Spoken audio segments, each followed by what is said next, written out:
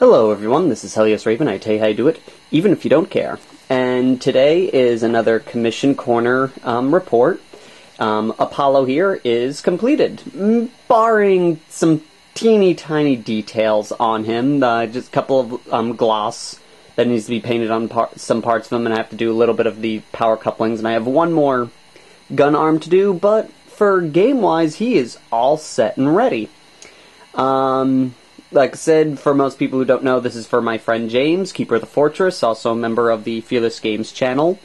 And I have, essentially what it was is he bought this Titan, and then after he did, I bought mine, and I painted mine up and all that, and he decided, he didn't have any time to work on Apollo himself, so he asked me to do it for him. So I happily did, because, I love, commission work and all that stuff. And so I painted all these Titan up for him under his specifications. He's been sprayed down with a matte finish, so hopefully it'll protect him a little bit. I had to do some cosmetic alterations because the model was a bit warped, but all in all, it came out really great.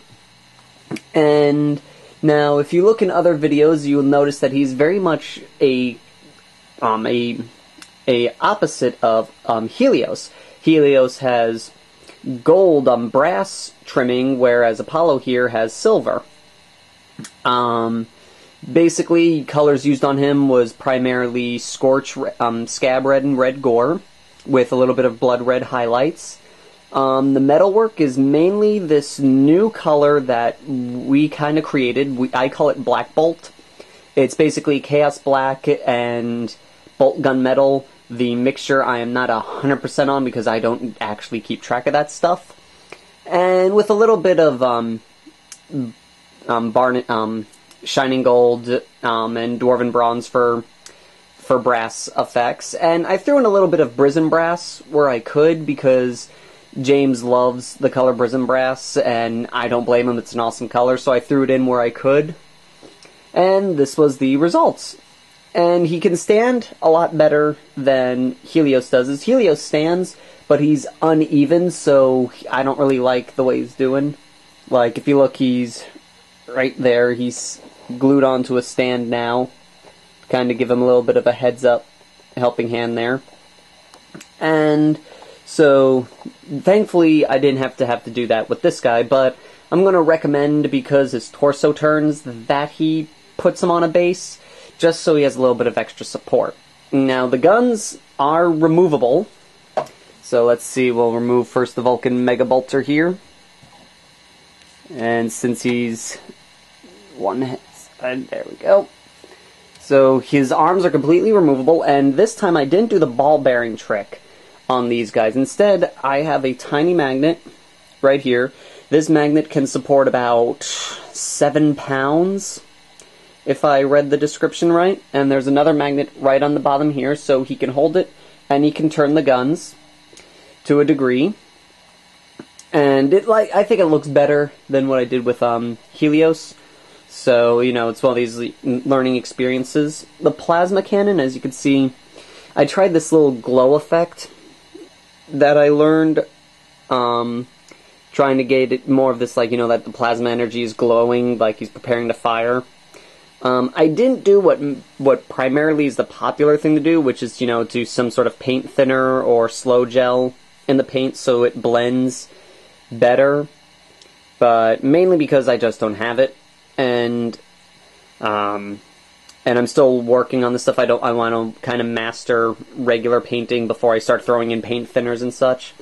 But that's like my next step with that, and I'm going to touch this up by putting a gloss wash on all the blue parts to help it shine a little better, and put a little gloss on the lens there.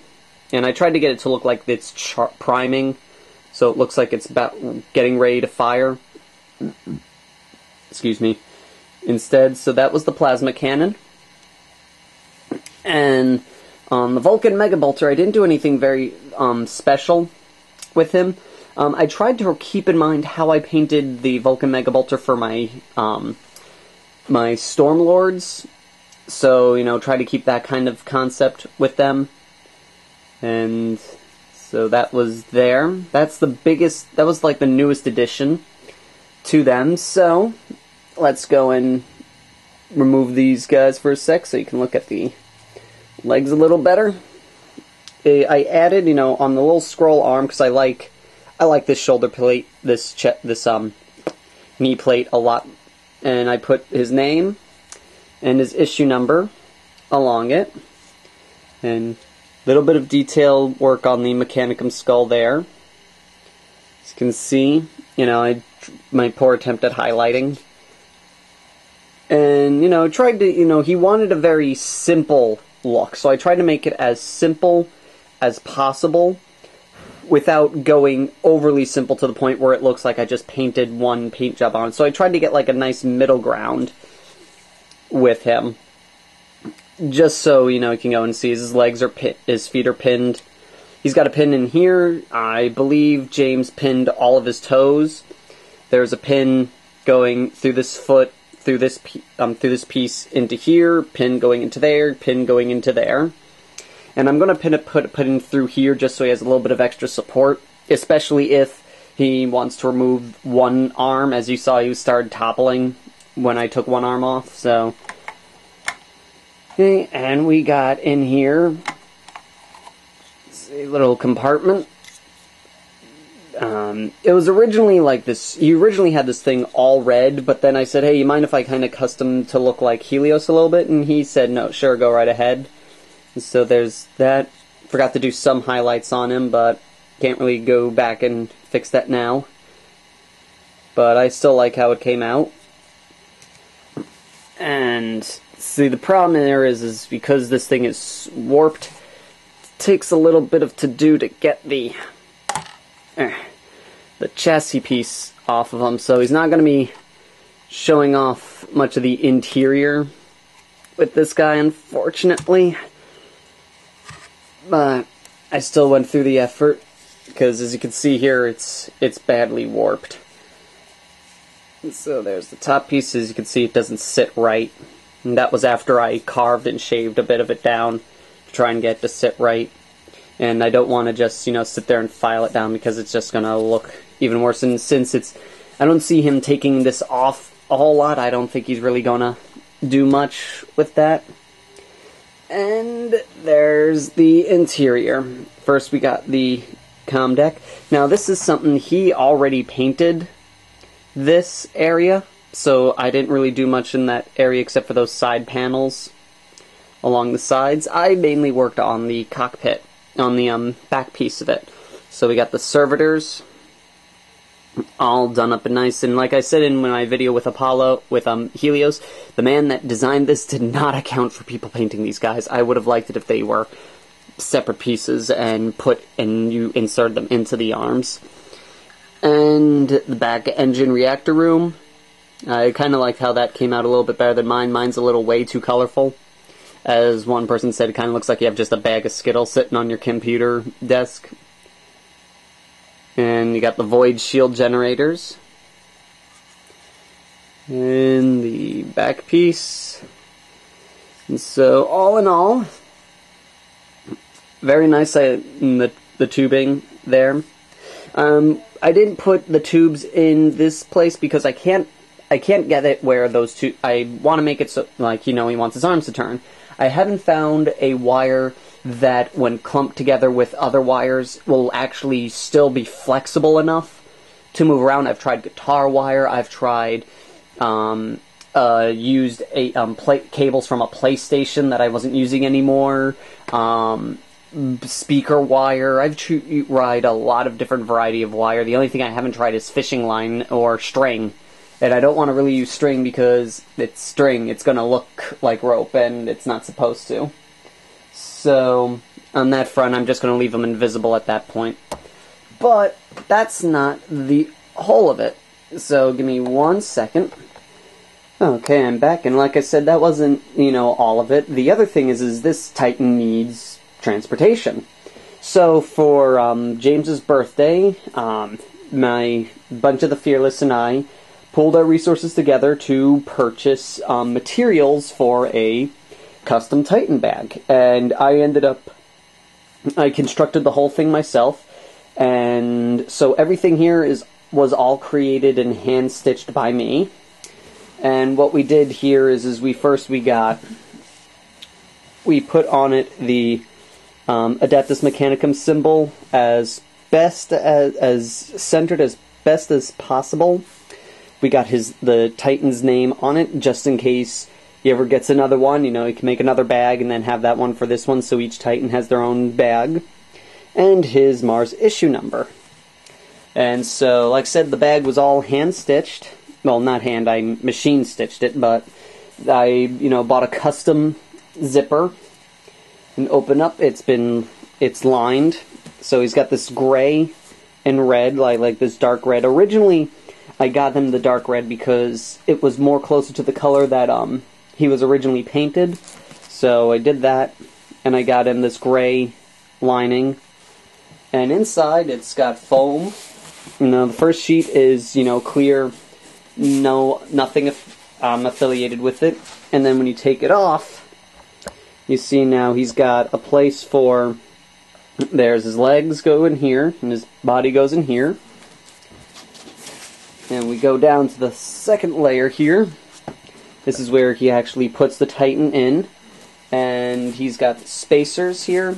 Labeled spacers, so Vulcan Mega Bolter goes there, Plasma Cannon goes in there, and it's rigged so when he gets the when I make the turbo laser cutout, the turbo laser will sit on top of the other gun arm, and there'll be a piece of foam between them to kind of keep them from really making contact with each other. And then he's got a big piece of foam on the bottom to keep them all nice and secured. So the Titan is in the middle of the bag instead of the bottom or the top of the bag to give him an extra piece of cushioning in case, he accidentally drops it or something. There's a higher probability that the Titan will survive.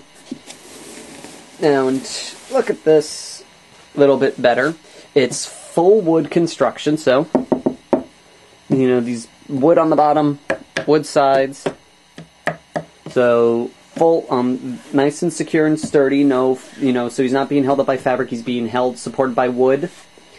And the only piece that doesn't have any wood covering is here. And the hand straps are actually stitched to the sides of the bag and run along the bottom. So he's got full support going across the bottom of the... So he's got full support going across the bottom of the bag all the way to the sides to the top. So, they're stitched on there so they won't fall off, and they'll give full support to the bag itself. And then he's got the lining with him to give it a little bit of extra nice... to give it, this nicer look, so it's just not a wood bottom. But, yeah. This was basically created, I looked online, and I saw a bag that you could buy, and they were showing off the bag itself, talking about, what it was made of, how it was construction, and basically telling you all the different aspects to why this bag was better than, your standard gaming bag for carrying a Titan.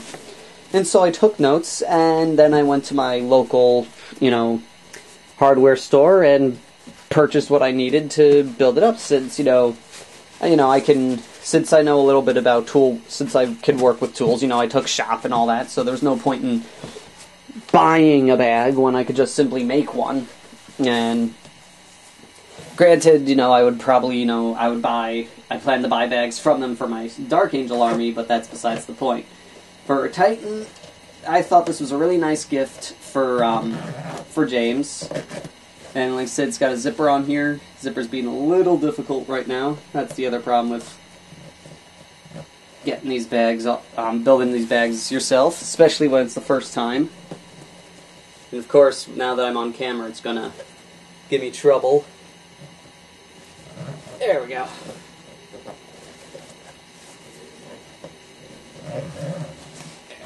And so that's nice and secure. And that is all that is. So, thank you all for watching, and until next time, this is Helios Raven, signing off.